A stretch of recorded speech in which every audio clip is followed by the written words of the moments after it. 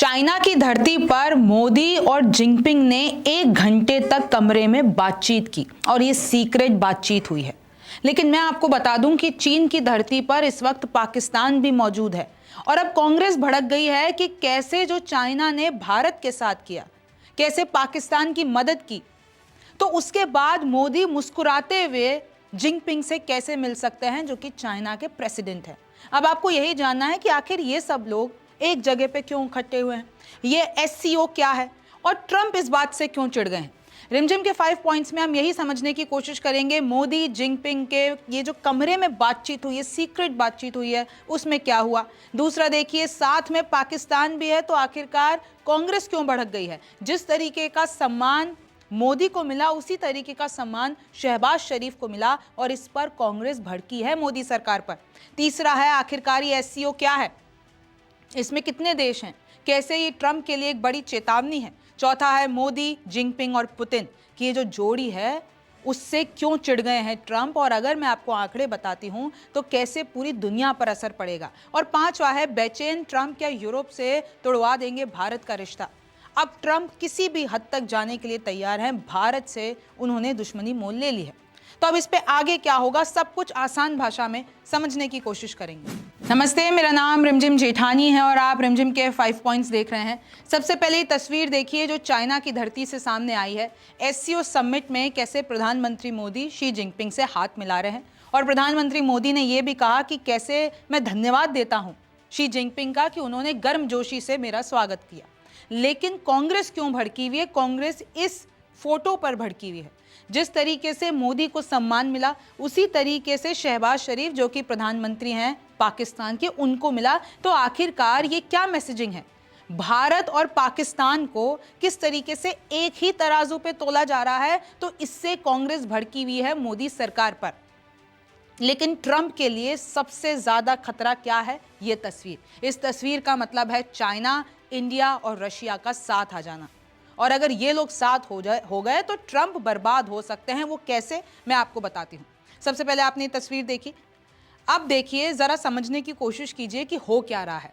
Modi Jinping ने कमरे में क्या बातें की, तो देखिए चीन का तियानजिन में शहर में एससीओ समिट चल रहा है। चीन की एक सिटी है ये, शंघाई कॉरपोरेशन ऑर्गेनाइजेशन, एससीओ की फुल फॉर्म। और ये एक एससीओ समिट है, जैसे क्वाड, नाटो, ये सारे संगठन हैं, वैसे एक एससीओ भी संगठन है।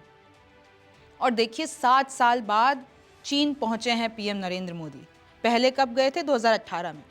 और उसके बाद आपको पता है गलवान घाटी वाला मामला हुआ था, कैसे चाइना ने और हमारे जो सैनिक थे इनके बीच में झड़प हुई और कैसे हमारे इधर भी नुकसान हुआ और उनके इधर भी नुकसान हुआ।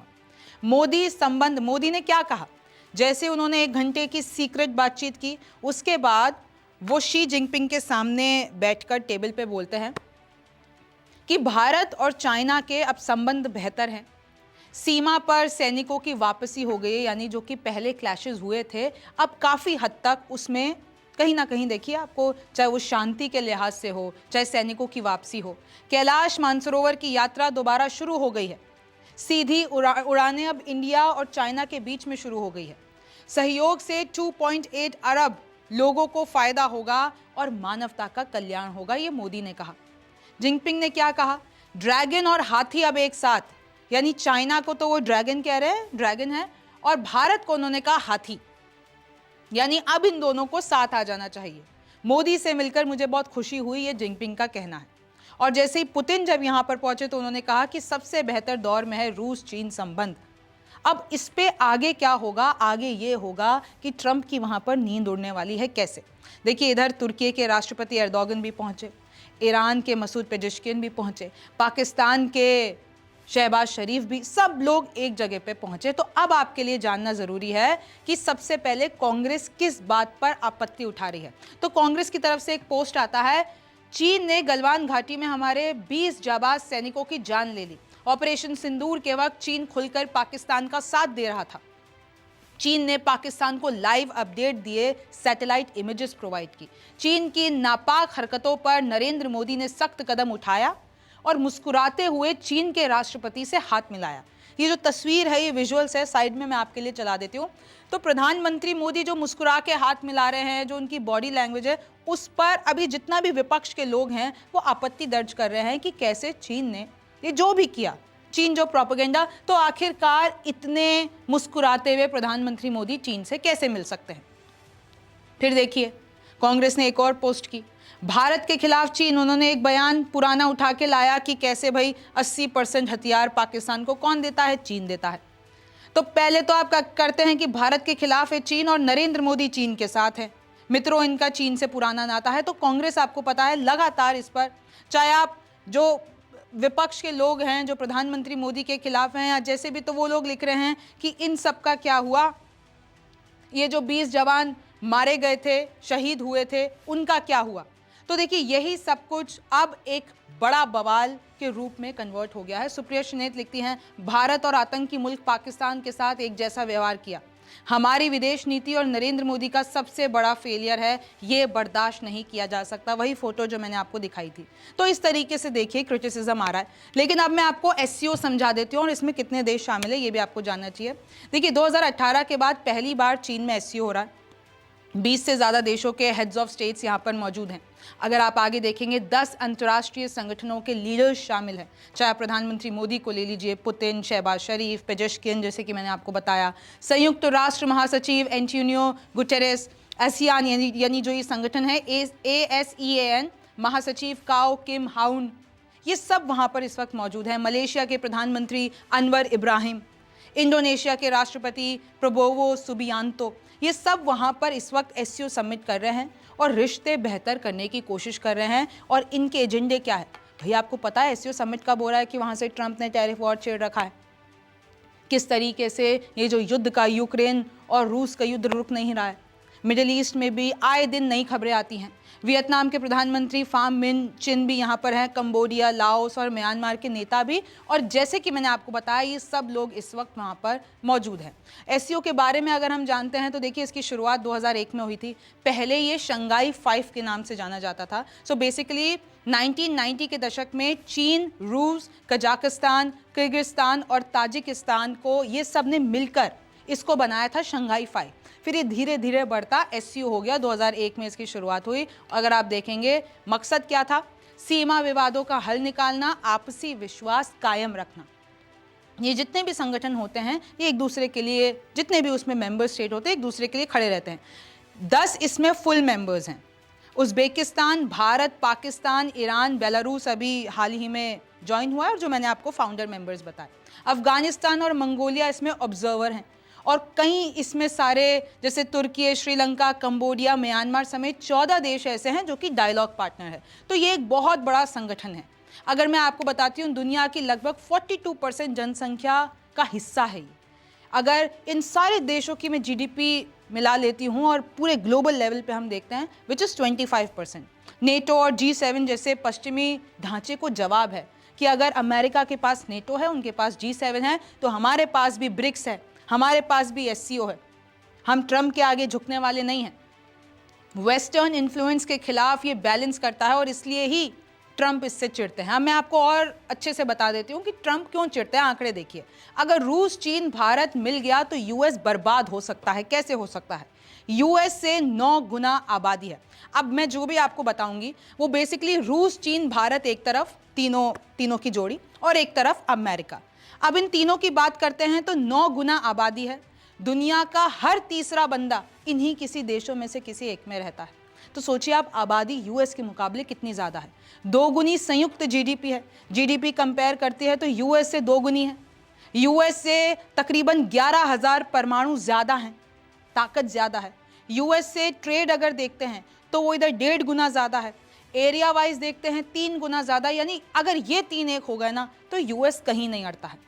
नेटो के जो 32 देश हैं ना, उसमें जितने सैनिक हैं उससे 17 लाख सैनिक इन तीनों में हैं मिलाकर। अगर तीनों एक हो गए तो यूएस सामान का प्रोडक्शन महंगा हो जाएगा। देखिए, यूएस जो है वो मैन्युफैक्चरिंग के लिए किस पे निर्भर है? चाइना पे, मेनली चाइना पे। तो अगर चाइना, रशिया और इंडिया एक हो जाते हैं तो भाई मैन्युफैक्चरिंग में दिक्कत आएगी अमेरिका को। जैसे कि आईफोन है, लैपटॉप है, दवाइयाँ हैं, सेमीकंडक्टर, ये सब महंगे हो जाएंगे। यूएस हथियारों की बिक्री घटेगी, क्योंकि फिर ये लोग अगर इंडिया, रशिया और चाइना अपने हथियारों को आगे बढ़ाएंगे, इंटरनेशनल मंच पर दबदबा घट जाएगा अमेरिका का, डॉलर का दबदबा कम हो जाएगा, इंडो पैसिफिक जितना भी इलाका है उसमें यूएस की जो पकड़ है वो कमजोर हो जाएगी। क्वाड वो एक समूह है जिसका देखिए US, Japan, Australia, Bharat members हैं। तो अगर यूएस का दबदबा कम होता है तो देखिए किस तरीके से क्वाड पूरा का पूरा कमजोर हो जाएगा, और ये अमेरिका के लिए अच्छा नहीं है। चीन के मैन्युफैक्चर पावर, अब मैं आपको बताती हूँ उनकी ताकत। चीन की ताकत क्या है? मैन्युफैक्चरिंग। रूस की ताकत क्या है? Energy sector. और भारत की ताकत क्या है? सर्विस सेक्टर बेस्ड इकोनॉमी और बड़ा बाजार। ये तीनों अगर मिल जाते हैं तो इसका तोड़ अमेरिका निकाल ही नहीं सकता है। ट्रेड नहीं बल्कि जियोपॉलिटिक्स बदल जाएगी। सिर्फ ट्रेड नहीं बदलेगा, दुनिया सिंगल पोलर से मल्टीपोलर हो जाएगी। मतलब अभी तो सब कुछ यूएस के इर्द गिर्द घूमता है, और इसलिए यूएस अपने आप को, और जब ट्रंप प्रेसिडेंट है तो अपने आप को राजा समझते हैं, महाराजा समझते हैं। लेकिन अगर एक बार ये तीनों ट्रंप के खिलाफ जुड़ गए तो फिर उस तरफ का दबदबा है वो कम हो जाएगा। व्हाइट हाउस ने अब देखिए अब क्या कर रहे हैं, ट्रंप चाहते हैं कि भाई इन तीनों के बीच में मैं फूट डलवा दूं। और तो और आपको पता है भाई टैरिफ लगाया हुआ है उन्होंने 50%, ट्रंप ने, उसमें से पेनल्टी भी है। अब हम तो झुक नहीं रहे हैं, तो अब ट्रंप दूसरे पैंतरे अपना रहे हैं। ट्रंप क्या कर रहे हैं? वो सोच रहे हैं कि मैं इन तीनों में फूट डलवा दूं। अब भारत कह रहा है कि अगर हम अमेरिका के साथ धंधा नहीं करते हैं तो हम लोग जो है 40 और ऐसे बड़े देश हैं, चाहे आप यूरोप ले लीजिए, चाहे आप दूसरे ले लीजिए, हम उनसे अपना बिजनेस करेंगे। लेकिन अब ट्रंप क्या कर रहे हैं? व्हाइट हाउस ने, ये सूत्रों के हवाले से पता चला है, व्हाइट हाउस ने यूरोपीय देशों से अपील की है कि भाई भारत पर तुम वैसा ही करो जैसे हमने किया है। जैसे हमने सेकेंडरी टैरिफ लगाए तो तुम भी लगाओ, भारत पर वैसे ही प्रतिबंध लगाएं जैसे अमेरिका ने लगाए हैं। और तो और ये जो तेल और गैस की खरीद है उसको तुरंत रोक दो, ये मत खरीदो। यूरोप भी लगातार मॉस्को से ऊर्जा उत्पाद खरीद, आपको पता है ना ये कनेक्शन। भाई अगर हम सस्ते में तेल रशिया से लेते हैं तो कहीं ना कहीं ये पूरा एक नेटवर्क है, इसको प्रोसेस करके, प्रोडक्शन करके यूरोप भी डायरेक्ट तो रशिया से लेता ही लेता था, वो इधर से भी लेता था। तो अब अमेरिका कह रहा है कि यूरोप को ये सब कुछ बंद कर देना चाहिए, और इस तरीके से ये लोग रशिया की वॉर को बढ़ावा दे रहे हैं, रशिया को ताकतवर बना रहे हैं। यूरोपीय नेताओं से नाराज है ट्रंप, ये सूत्र ने बताया है। तो देखिए इसी तरीके से सारा मामला चल रहा है। मैंने आपको समझाने की कोशिश की, लेकिन ये जो पिक्चर है, हालांकि ये वाली पिक्चर पुरानी है, लेकिन अब ये जो नई पिक्चर आने वाली है, और अगर इन लोगों में एक तरीके का समझौता हो जाता है, ये तीनों मान जाते हैं कुछ मुद्दों पर, तो ट्रंप के लिए परेशानी हो सकती है। अब इस पे आगे क्या होगा ये तो वक्त बताएगा। आप न्यूज़ 24 देख रहे थे, मेरा नाम रिमझिम जेठानी है, आपसे फिर मुलाकात होगी।